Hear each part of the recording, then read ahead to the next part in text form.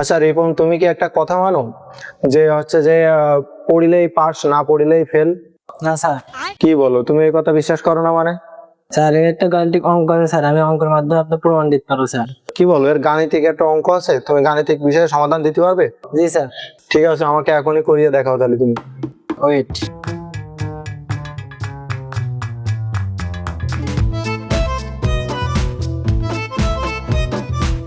পুরা মানিত। জি sir, answer.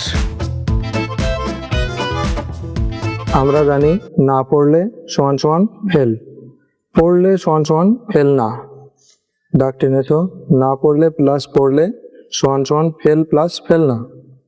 পড়লে bracket শুরু, না যোগ এক ব্র্যাকেট শেষ সমান সমান ফেল ব্র্যাকেট শুরু এক যোগ না ব্র্যাকেট শেষ।